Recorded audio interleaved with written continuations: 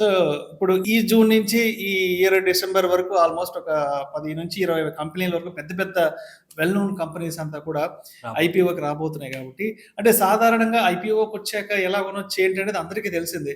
But అది అన్‌లిస్టెడ్‌లో ఉన్నప్పుడు ఎలా కొనొచ్చు ఏంటి అసలు? అన్‌లిస్టెడ్‌లో ఉన్నప్పుడు అసలు కొనొచ్చా? కొనకూడదా? ఇప్పుడు చాలా పెద్ద కంపెనీస్ కొన్ని ఫస్ట్ ఒక 10, 15 కంపెనీస్ ఏవైతే పెద్దవి రాబోతున్నాయో, అంటే అనౌన్స్ చేశాయో, ఆల్రెడీ ఫైలింగ్ చేశాయో, ఆల్రెడీ లైనప్ ఉన్నాయో నెక్స్ట్. ఒకటి ఆబ్వియస్లీ సూపర్ బ్లాక్ బస్టర్ ఏంటంటే మాత్రం ఎన్ఎస్సి, నేషనల్ స్టాక్ ఎక్స్చేంజ్. చాలా రోజుల నుంచి ఆగిపోయి ఉంది.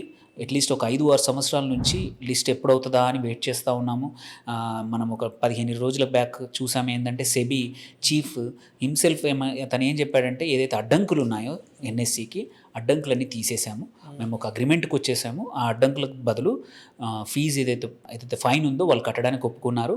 సో ఏ రోజైనా లిస్టింగ్కి మేము ఎన్ఎస్సిని అలో చేయబోతున్నాము అన్నగానే మనం చూడండి సింపుల్ ఎగ్జాంపుల్, ఒక 1400-1500 దగ్గర అన్లిస్టెడ్ దగ్గర అమ్ముడుపోతున్న స్టాక్స్ ఎన్ఎస్సి స్టాక్ ఇవాళ 2350 నుంచి 2400 వరకు ట్రేడ్ అవుతూ ఉంది, అంటే చేతులు మారుతూ ఉంది అన్లిస్టెడ్.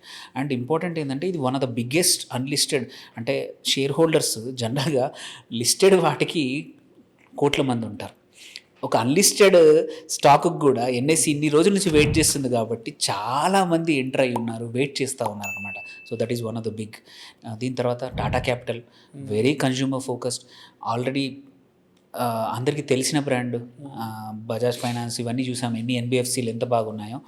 టాటా క్యాపిటల్ కూడా అంత హ్యూజ్ బిజినెస్, అంత profitable business. That is another one which is coming, అది కూడా బాగా.